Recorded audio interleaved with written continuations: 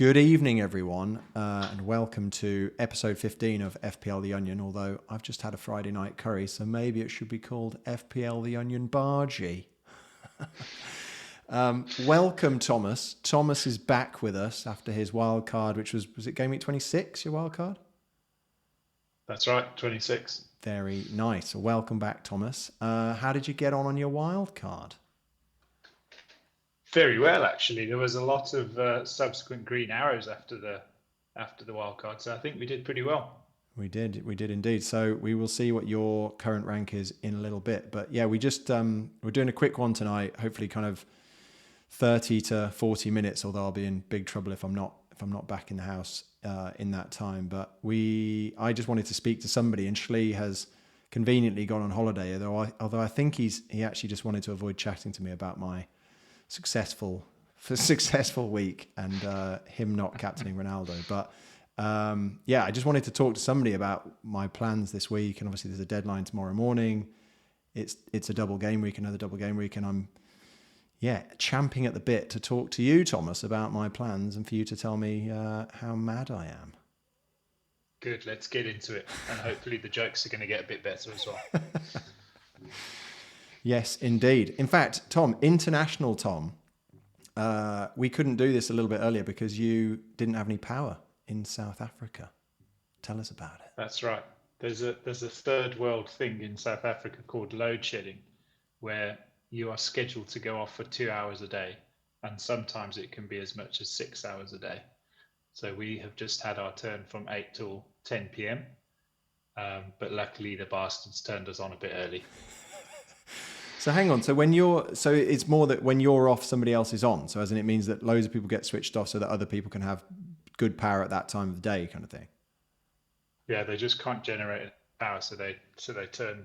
You're in a zone, so the whole zone gets turned off, and everybody else has got power. Yeah. Nightmare. And you literally sent very inconvenient. You sent me a picture of you there with a candle and a cup of tea. That's what Friday nights used to be: rock and roll and drugs and techno music, and now it's cups of teas and candles. Beautiful stuff. It reminds me of that Family Guy thing where Edison's invented electricity across the road and he's got like Christmas lights and all the lights on, and the guy's like, "Hey Edison, you want to give us some of that stuff?" But anyway. This was my game. We're going to zip through all of this because, as I say, I need to get in the house. And we've already recorded once this week. I recorded with Ali McMillan, and big thanks again to Ali. Although Ali dropped a couple of F-bombs during that episode, which meant that I had to then put the episode through as kind of 18 and over. So we've hardly had any views on it, but I need to figure out a way to convert it into a podcast onto podcast channels, because I think the stuff around grand hopping that Ali does is really interesting. So I think I will try and do that at some point, because it's a shame that some people missed out on it. So this was me. Obviously on Monday when I recorded with Ali, we were only, I think we were halfway through the game week before the Tuesday, Wednesday, Thursday games, and obviously Salah went absolutely mad against Man United, as I expected him to. I was thinking of captaining Salah, and again, in the end, it didn't make much of a difference. Obviously, Ronaldo couldn't play the Liverpool game, but it all went pretty well for me this week, didn't it? And we don't normally do this, but I felt the need to put on the screen my game week rank, because I've never ever had a game week rank as low as that before. It's absolutely bananas. It was like at 3K, I think, before the Burnley Southampton game. But I was actually quite surprised, because I was 1,300th, I think, before the second round of fixtures. And then when my game week rank went so low, I thought I'll easily get into the top 1K again.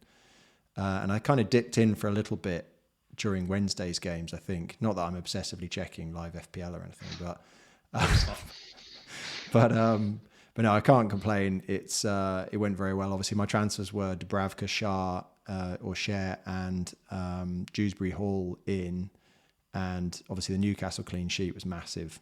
The second game, the Newcastle Palace clean sheet, was massive for me for that as well. So yeah, the bench boost actually didn't go so well. It was only 15 points, 16 points, which I guess is okay. But yeah, just the overall score was mega. So yes, just one of those chips that you actually want to get out of the way. It definitely is the armpit of FPL chips, as far as I'm concerned. But mind you, sometimes they go well. So No, exactly. I mean, yeah. Again, I think the big thing for me on this was obviously the nice thing about playing the bench boost this week was I didn't, obviously you don't have any benching headaches when you play the bench boost because all your players are going to play. And when I was looking at my team before, I was like, oh, who would genuinely be on my bench? And it was really difficult to pick them. And obviously it was like, could it be Martinelli? Because I didn't know whether he was going to play both games. Could it be some of the single game weakers like James or Robertson or Cancelo against, the likes of Vegas who had 2 games? But that's the thing, obviously you can look at my team and say, right, well, I should have had James on the bench because he got 0 and Dewsbury Hall only got 4, etc., etc. But actually that kind of was the bench that I would have picked, and I'm just pleased with kind of the overall result of it. But as you say, it's nice to get it out of the way because now I can, although I haven't got many transfers left to do it, I can take some money out of the bench and concentrate on the final fixtures with a decent first 11 or 12. So there we go. I tell you what, I am kind of jealously eyeing up like a wild card in 35 and a bench boost in 36. I think could be very, very big points. But yeah, agreed. But then, having said that, somebody from the Slack channel that I'm part of for Andy's Let's Talk FPL channel, he reached out to me. It was really sweet, actually. He's a really nice bloke, and he reached out to me and said, "Oh, can you give me some advice on this wild card because you're doing so well?" And I was like, "It's all luck, but yeah, I'm certainly happy to give you some tips." But he's got exactly that. He's wild carding this week, and he's bench boosting, I think, in 36, and that's the thing. It's that we've just been saying about the bench boost chip. He's having to wildcard with a team of 15 players who are going to play. So there's certain players that he just can't get to because he needs to make sure that he's not, he doesn't have any dead positions in his team. So it was actually really difficult to advise. As long as you got some Liverpool, Chelsea and Spurs, I think you're okay. But then you are missing out on a few other dudes.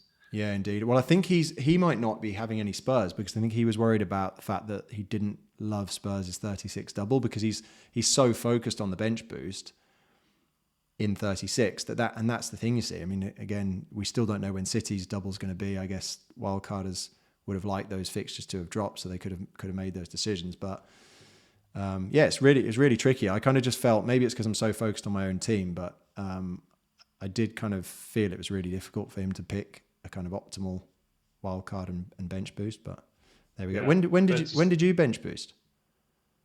Like a couple of, I think it was. I'm trying to remember now. I think it was 28. Let me have a little quick look through my phone now. Because you wildcarded in 26 and then you bench boosted shortly after that, did you? Yeah.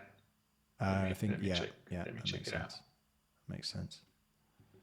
But yeah, let's bench boost in 29. Oh, did you? And I got 27 points. Wow, nice. On the bench, not total. Yeah, on the bench. Sarr, Rafinha, Sace, and Ramsey. Very nice. 27 points. That's a good week. Yeah. Very solid. So, coming to you, Tom. This is your. And my game week rank was 1,394. From this week. No, for that, that week. This week. Yeah. Oh wow. Amazing. 136. Yeah. So I got lucky. Very, very good. Very good. So that's that. What did you say it was? 1,396. Yeah. That's insane. Must be your lowest game week rank ever. Definitely. And it just shows you if you give like monkeys a typewriter, they will eventually write Shakespeare. What was your rank rise that week? Put it away now. Let's have a look. That's huge, isn't it? Yeah, it was big. That was big. It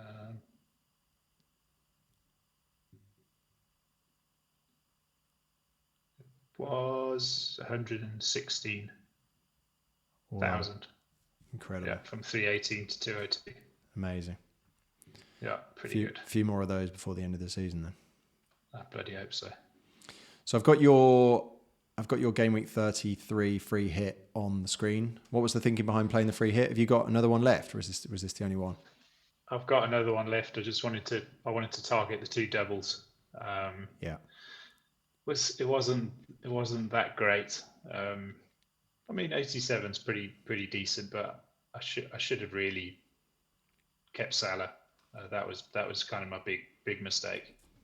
I was very happy that Black Box and you talked me into Ronaldo as captain, because I was on Son, and I was very happy after watching that Tottenham match that I wasn't on Son or Kane, because they're cheapers. They just couldn't do anything right. Yeah, that would have been super painful because it was the first game of the game week as well, wasn't it? But as I said off camera now, like I was sitting watching the Leicester Everton thing on live score, just willing Everton not to score, because Richarlison had a hatful of chances. I just thought, he's bound to score. This is just my luck. Then obviously Everton got the goal. I was super annoyed. Yeah, because did you have Richarlison in a few drafts then of the free hit?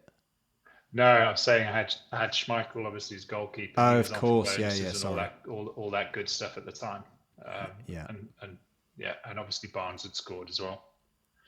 Yeah, and Dubravka. This is the thing about the free hit. I mean, there's so much luck involved with all of this game. But obviously, I remember you were messaging me about Salah, and I was I said, "Are you really not going to have Salah?" And it's just the cost of it. And so then when you spread it out, you look at the whole free hit team. You're like, I can have a much stronger team if I don't have Salah. But that's each week you only need like 2 or 3 players to do it for you, don't you? Yeah, it's pretty painful. Barnes did well. It would have been Barnes did nicely. I mean, it would have been a real ballsy move to drop Son and Kane to have Salah, and then kind of, I don't even know, it'd have gone for Lacazette, or I don't know, somebody who just didn't really want. It's easy now though with hindsight, isn't it? But I guess you could have just not had Fernandes and just thought, right, well, I'm captaining Ronaldo, so I've got kind of all my eggs in that United double basket. And obviously Ronaldo didn't even play the second game, but obviously did so much against Norwich, and Fernandes just it looks so obvious now, but it's weird because I think it was their like 21 double that they had where Fernandes hadn't done anything, and then Ronaldo very surprisingly didn't play that game. I think he had COVID or something, and then Fernandes smashed it in that double. And this kind of felt like that again, didn't it? But it just didn't happen. So I mean, in hindsight, Alanga would have been better, and then I could have had Salah and him. But hey, yeah, that's the hindsight, isn't it? So yeah. So 180k. Did you get a green arrow with this? I did. Yeah. Okay. Yeah. So are you hoping? Just a marginal one. What's your hope for the end of the season? If I'd really love to get into the top 100k. Yeah. After it's been pretty rough. But that would be good. Nice. I was like a 42,000 rise. That's good. With that. Yeah, it's not bad. Yeah, it's good. And you've still got one free hit to play, and that's your last chip. Yeah, I'm just hoping that the City one falls into 36 as well, because that'll be seriously juicy. Yeah. But have you looked at how many doublers you've got without free hitting in 36? I haven't looked at that actually. Because I was always... I could maybe save it for 37. Yeah, because I'd been looking at 36 for a while for the free hit, and then I was on live FPL, and I think I had 9 doublers anyway, and I think the one transfer I'm looking at is probably De Gea to Schmeichel to have 10 doublers and Cancelo in 36 anyway. I think I'll have 1 Spurs at that point, and obviously their double's not great, so they might not be the best doublers, but I think if you've got 10 doublers, you probably don't need to play a chip. So that's my thinking. Anyway, I've actually got a lot of doublers for 36 already. Yeah, so I might go for the 37 free hit, because the teams that double in fact, we just look at this really quickly. The teams that double in 37 are teams that you're not necessarily going to have 3 players from anyway. Like you've got Everton and Villa, Palace, Burnley. Yeah. I mean, again, maybe people are listening to this thinking, well, those teams are, there's a reason why we haven't got loads of players from those teams, because they're not doing so well. But it just, sometimes I like the idea on the free hit of bringing players in that you haven't got and that you don't want the weeks after. Now, I know there's only 1 game week left, but again, I think that a lot of the teams that double or have decent doubles in 36 have good, and that, and the good teams like the Chelseas, the Liverpools, even Leicester, they've got good fixtures in 38 as well. So I've actually already got 11 doublers in my team for 36. There you go. But the goal, I've got Doherty, which I obviously need to deal with. right. But that's the thing, you've got plenty of transfers, haven't you, between now and then? So Yeah, it's although actually they're quite cool. getting less all the time. But yes, just very quickly, this is Shlee's team for the bench boost in 33. Obviously, the big difference was Fernandes versus Ronaldo. He brought in Wood. There were a lot of people in my Slack channel who'd captained Wood this week. They got a bit of a bandwagon of captainers of Wood, and it's just like pretty painful. But yeah, obviously Shlee took the -8 to bring in Cancelo as well. He got the clean sheet, but didn't smash it. He's a funny one, Cancelo, isn't he? Because everybody knows what a fantastic player he is, and he's obviously very, very solid. They get so many clean sheets, but he's not as massive a points returner, I think, as people think he's going to be or hope he's going to be. I don't know. I'd rather have Robertson and Trent over him every day of the week. Yeah, and I feel a bit exposed now because I don't have Trent, and I'm probably not going to have him until the end of the season because he's just so expensive. But yeah, just Cancelo just never really kills it, does he? But he's just somebody that everybody's always afraid of, and it's just so difficult. Passes the eye test, doesn't he? Because he does play in such advanced roles, and you do see him shooting, but his shooting isn't great. No. But he will once a season have a kind of 18, 19 point haul, and it just makes everyone think, oh, I've got to have him. But, Trent will get a couple of those or 2 or 3 a season. So, well, it's just that Trent just ticks over with the assists, isn't it? If you just look at him and Robbo's stats, it's just nuts. Yeah. I don't actually know whether Shlee got a green or a red on this, but obviously it was nice for Weghorst to finally come in for both of us, even though he almost certainly would have been on our benches. So it's nice that he did that when we bench boosted, and he kind of saved our bench boost. He was really, really unlucky with Silva, although there's a lot of people, FPL wire, thinking that Silva's gonna get both of the games in the upcoming double. So hopefully Shlee, I'm sure he's going to keep hold of him for that. Martinelli was super annoying, same for me as well. Broyer's just, I think, is it Planet FPL that call him Brodger the points dodger, because he's just been absolutely pants, hasn't he? So he's been terrible. Yeah. So again, it's kind of nice to have had got the bench boost out of the way, and I think I will probably be getting rid of Weghorst. Broyer, there might not be any point because he's so cheap anyway, and I think his price is probably dropping, but he's going to be firmly fixed to my bench for the rest of the season, I would think. This is the thing, isn't it? What sort of price point is Nketiah? If Lacazette's saying he wants to move now, maybe Arteta's going to favour Nketiah, and I don't know what kind of money he is. But yeah, it's a good shout. Could be a nice option to move him on. I think is he like 5.1 or 5.2 or something like that. I think maybe he started at 5.5, but he's dropped, I think. Don't think he started as high as 6, did he? But it's 5.4. Is he? Yeah. Yeah. Yeah, that could be a really nice move, couldn't it? Because Arsenal have got the double in third. Arsenal have got a double, haven't they? Yeah. Yeah. And then Newcastle and Everton. So yeah, that's a really good shout actually. Nketiah, very nice. I'll be doing some plans afterwards for getting him in. Right, we're going to, if we just jump to the reason why I wanted to do this, Tom, and I was like, Tom, come on, it's Friday night. You've got no power. Come and talk to me. So this is my candles and cup of tea down and join me. This is the bus team at the moment. The captaincy is on Ronaldo. I think he is back in training. So hopefully he will play these games. But it's annoying actually because I really like Werner for this double. And again, hopefully he's not kind of flattering to deceive. Although if I don't bring him in, hopefully he is. But there's such a bandwagon now behind getting Werner in for Chelsea. I guess people feeling like he's pretty nailed. Although I think Pulisic is still fit and he hasn't played much recently. So I feel like there's so much rotation possible in those Chelsea mids and attackers. But if I didn't have Ronaldo, or if Ronaldo didn't have this double, I'd be definitely looking at getting Werner in. But at the moment, my plan is, if we just transition across to this. So let me see. Here we go. Yeah, so this is one I prepared earlier. Yeah, this is obviously in live FPL, just so you can see it in the team sheet rather than just on the transfers page. But my plan is to get rid of Martinelli and Son. So Martinelli obviously is losing minutes to Smith Rowe, and he's just not in favour. And even when he does play, he's not really doing anything. So it's Martinelli and Son to Mount and Havertz, and it's a -4. But I've been looking at like potential -8s as well. So I quite like the fact that it's only a -4. And I don't love obviously getting rid of Son because he's been so good for me. Brentford away, I think, is a harder fixture maybe than people think it is on paper.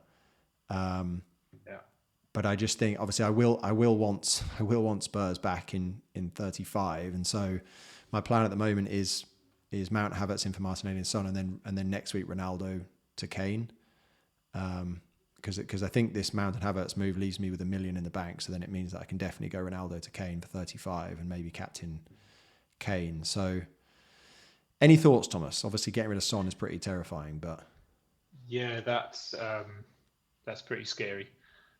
But what the -8s that you're looking at? Not that I want to talk you off a cliff, but what are you looking at? The -8 was going to be Weghorst down to a 4.5, so to dead end that spot, that striker spot. And then it was going to be Ben White to Alonso, and then it was going to be Alonso's looking pretty nailed. So yeah, he looks really good. I'd love to have Alonso, but then it was going to have to be Saka to Mount or Havertz, and I think it had to be to Mount. I think just because of the price difference. So it's like losing Saka. I don't love that. It's a -8. Obviously White and Weghorst, I don't mind losing them, but it means keeping Son, but it's a -8, and it means losing Saka. And Arsenal have got Man United, so there's talk of Maguire getting dropped for Man United, which suddenly makes options against Man United not as good as they were because he's been so disgraceful recently. But Saka's great, and he's been on good form, and Man United are terrible, and Arsenal have still got good fixtures. So it's kind of, I don't know. I think it may even be just the -8 versus the -4 swings it. I kind of prefer the loading up Chelsea midfield, because actually defensively they've not really been great recently, and Rudiger being out as well, I don't think strengthens them, although they do have a good deputy in Thiago Silva. Yeah, but then Thiago Silva plays going to play as well. It's actually flipping hard to predict. Yeah, it's really hard. I mean, obviously, I was listening to a bit of FPL Wire today, and I know Shlee actually went for a 10-mile run, so he must be having a lovely holiday because he hasn't been able to run for ages. So he's gone for a 10-mile run and listened to the whole of the FPL Wire, and they were talking a lot about the Chelsea options, and they were saying that Reece James, obviously, the fact that he's playing right centre back at the moment, or has been, and then I think in the game the other night he switched with Aspie for the last like 20-30 minutes and played right wing back. And it's good that he's doing that because it means he's getting more minutes, but he's just not anywhere near as attacking when he's right centre back.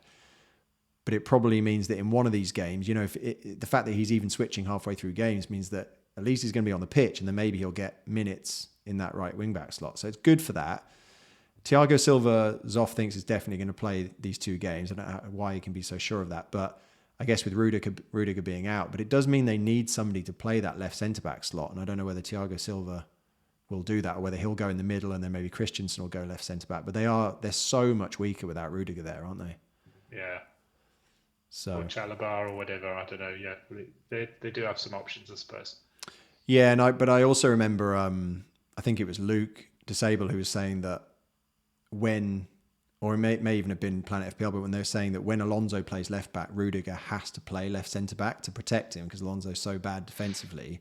And obviously, if I'm thinking about bringing Alonso in and Alonso's playing that left wing back slot and they haven't got Rudiger to protect him, then either he won't get picked or they're going to lose. They're going to concede anyway. So, and their games they're not easy games, are they? I mean, United's attack's been okay, even though generally they're a bit of a basket case. And West Ham, I kind of like the West Ham and United fixture. Both of those fixtures, I quite like them. If it had been a different part of the season, you wouldn't have necessarily backed them, but I think they can definitely both be gotten at. Yeah, true. But yeah, United at least do score goals, I suppose. Yeah, and I think again with just because it's a London derby as well, and West Ham, on their day, West Ham, they've shown obviously in the Europa League they can beat anyone on their day, can't they? So they'll be well up for that Chelsea game, and they'll smell blood given that Arsenal got 4 goals against them. Bowen's back, so it's one of those, isn't it, where I wouldn't be shocked to see Chelsea getting 2 clean sheets, but I also wouldn't be shocked to see them conceding 2 goals in both of these games. So Antonio Brace, you heard it here first. I think Az was saying from Blackbox, posted some tweet about Antonio saying he got something like 5 goals in the first 4 games or 5 goals in the first 6 games, and then he scored 1 in the last 30 games or something. It's just mad.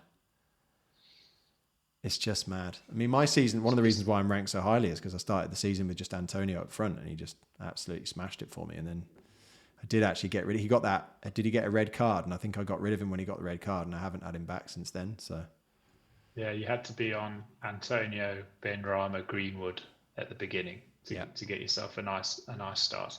Yeah. And obviously Fernandes or Salah. Yeah. Or both. Yeah, I was on all of those. So just really lucky. Well, that was bloody good, wasn't it? But there we go. So are you thinking though, just to finalise on that, you're thinking you like the Mount Havertz move? I do. I like that double up. Okay. And then getting Kane back next week because I'm so scared of not having Spurs. Absolutely. And it'll be scary not having Son, but this is the thing about these kind of moves is I can't then go back to Son because it means taking the money out of one of Mount and Havertz as well. So it's a -8 or it's a -12, whatever, -16 to actually do it, isn't it? So yeah, it's ugly to try and get back to. Yeah, exactly. Cool. Okay. And then this is your bus team. This is my bus team. And you've already made transfers, haven't you? I've already pulled the trigger on this. I've had a very busy week and I haven't been able to watch I haven't watched Black Box or Wire. And I've done what I used to do and just been in by process of osmosis, been on Scout and just looked at a few things that I used to and just made some decisions really. So if I talk you through what I've done, I had Madison, Broja, and I had you had Havertz, didn't you? And I had Havertz. That's right. Yeah. Yeah. So because of all the hype around Mount, I've bought in Mount, Werner, and Dewsbury Hall. Nice. Okay. So I got Tripachelski. But did you need the money from Havertz down to Mount then? I did. Okay. There was some other moves that I didn't really like, and Doherty is he's not expensive enough to really worry about. That's not really like a burning issue for me to resolve. Yeah. So really, I'm happy with it, but I'm just toying with the idea of whether I captain Salah or I captain a Chelsea player. But I suppose we'll get into captaincy shortly. Yeah, we can get into that in a minute because I have the same question. I forgot to kind of ask you when we were on my slide, but that's really interesting. So basically, was this a -4 or a -8?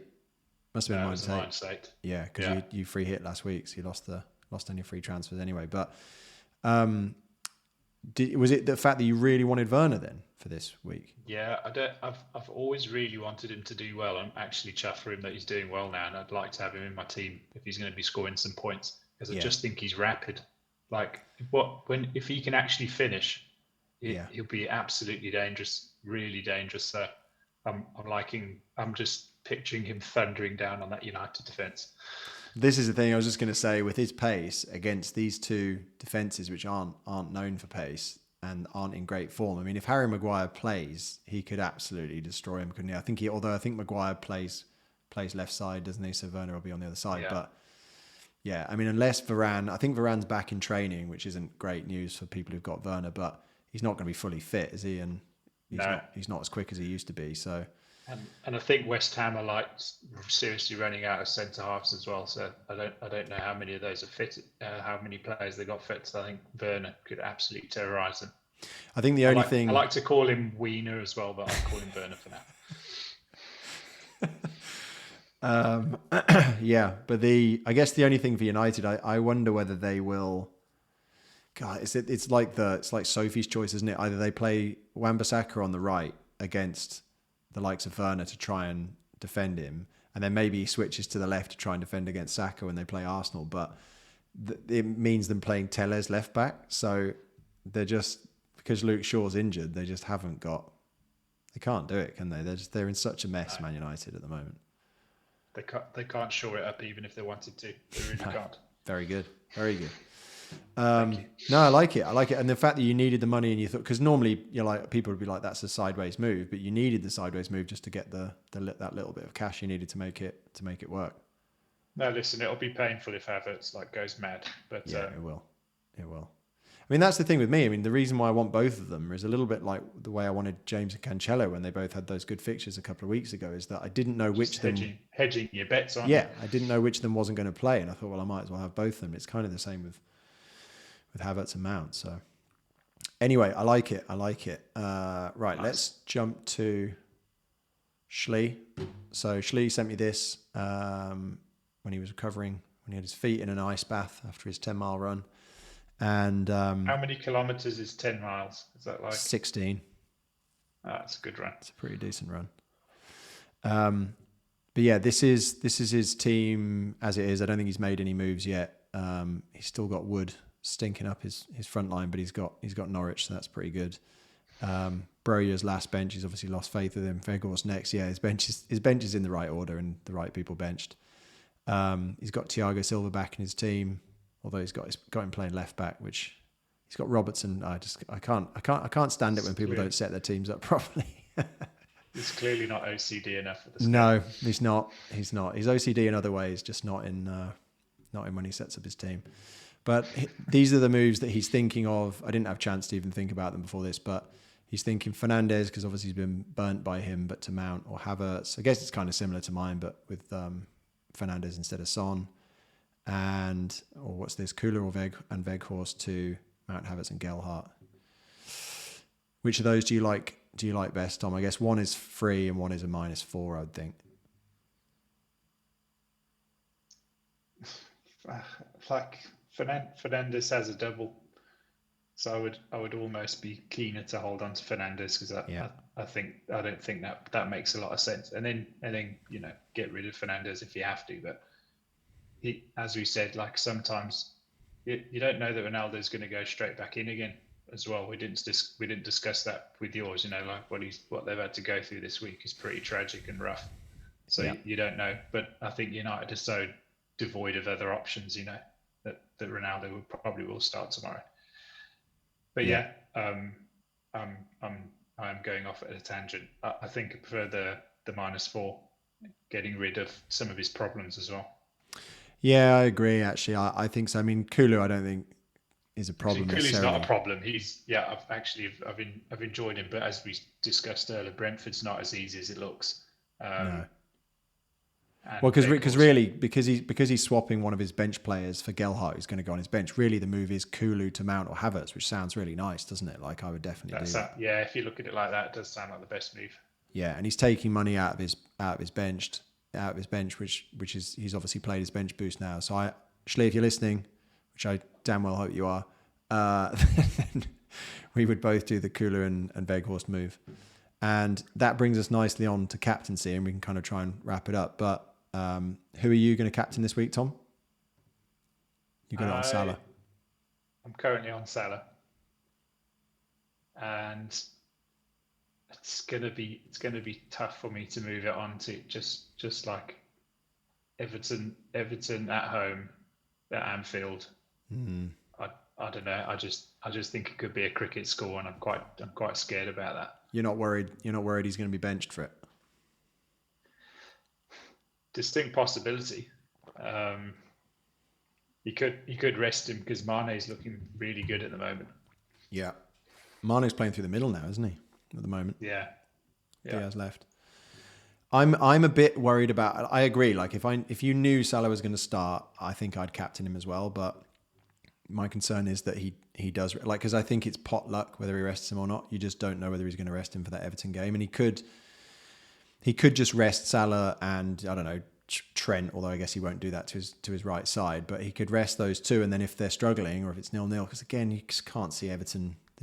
Liverpool are that good now. They could rest 3 or 4 players and still beat Everton quite easily, I think. And if they are beating Everton comfortably, does Salah even come on?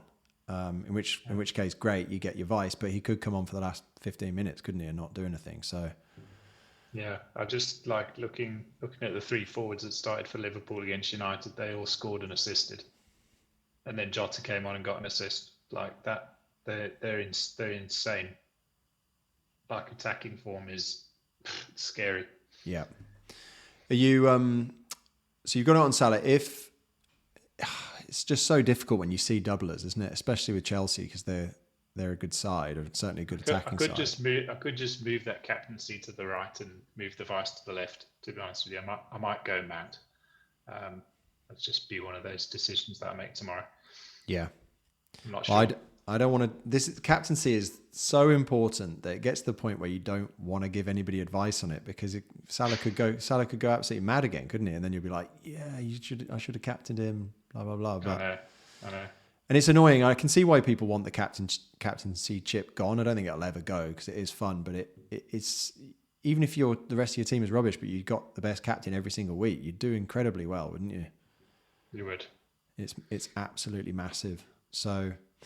Okay, and then if you had Havertz, if you still had Havertz, and you had Mount, and you had Werner, and you had Salah, who would you captain? Would you captain Havertz or not? Yeah, I would. God, you must have really wanted Werner then to get rid of Havertz. But it seems a bit ridiculous that I'm not actually throwing Werner into the mix as well. Yeah. But he's still Werner though, isn't he? I mean, and I know Havertz. I know Havertz is Havertz, but Havertz has had a few moments this season where you've been like, "That was class." Yeah. So I don't know. Werner. It might be that Werner gets dropped and Havertz plays in his place. Like that could happen. Lukaku got some minutes the other night. I think Havertz probably trying to sell him. I think Havertz will be through the middle if he's going to play because I think he's been that good there and he's been that good at bringing others into play. And apparently Lukaku was that bad the other night that these games, and if they'd beaten Arsenal again, they were saying this on the wire, if they'd beaten Arsenal, then who would have known what the team was going to be because they could rotate and they feel pretty comfortable in the league, but it's that game and that score and how bad Lukaku was against Arsenal means that I think it's probably likely that Havertz will play certainly the first game, and then you'd hope against United he plays the second as well because it's another top four kind of clash. But I think I am going to captain Havertz. Yeah, I think Tuchel needs to kind of go back to basics a bit and just go back to what's been working for him. So, and Havertz has been bloody good. So and Lukaku's been terrible. So I think Havertz as captain is probably a good shout. Yeah, he says having moved him out of his team. I know, but this is the thing. I mean, I'm looking at this. I'm looking at Salah, Mount, Havertz. It's a bit of a toss of a coin, isn't it? You've just got no idea who's going to go nuts. But I think one of them will. I just have no idea who it's going to be. We just have to hope it is Havertz. But I mean, Mount's ahead of Salah in the fantasy football scat poll. Oh, is he? Yeah. That's the other thing. Who's on penalties for Chelsea? Is it Mount? When Jorginho's not on the pitch. Yeah, I was going to say, but Jorginho usually is on the pitch. I don't know who their second penalty taker is. I might need to check that because if that is Mount, that might swing it for me. But yeah, we'll check into the penalties is Jorginho, Mount, Havertz, or Ziyech. Okay. Yeah, again, bit potluck, isn't it? Depending on who's on the pitch. Yeah, exactly. But the fact that Havertz was rested against Arsenal and Mount wasn't, I guess you'd say there's more of a chance that Havertz plays the West Ham game at least. Actually, didn't Mount score the penalties when he had his haul? Wasn't he scoring the penalties? Yeah, I think so. I think Mount, he got Mount one. Feels like I think I've just talked myself into the Mount captaincy. Of course, Salah's on penalties as well, but Salah's on penalties, but he only has one match against Everton, who are terrible. Yeah. Oh god. Apparently Dele Alli was putting a shift in the other night. I heard. He's a long way away from my fantasy football team, so. Goodness, yeah. Remember when it's like breakthrough season when he got like 220 points though or something. It was unbelievable. I remember when he was absolutely essential. Yeah. Good times. Quite right. enough. MK Dons eat your heart out. Indeed. Right. Final thoughts. Indeed. Tom, thank you so much. It was a quick one, but very necessary because my wife is messaging me now saying you said you'd be in by this point. So I've got to go. But thank you so much, Tom. Appreciate it. It's very late where you are. Thanks for having me on. I'll use Rich's thing of big fan of the pod. Well, hopefully we get you bring the numbers that you brought on your wild card, because that's still our most successful episode of International all time. Tom doesn't get out of bed for anything less than 700 views. That's what's been said. Yeah, and I think you may have dropped a couple of F-bombs, but I didn't hear them properly, so I'm not going to list it as 18. I don't think the kids will hear it. So I haven't sworn this evening, so no. I think we're good. Perfect. Thank you so much, Tom. All the best, and I'll speak to you soon. Cheers, guys. Bye-bye. Cheers, man.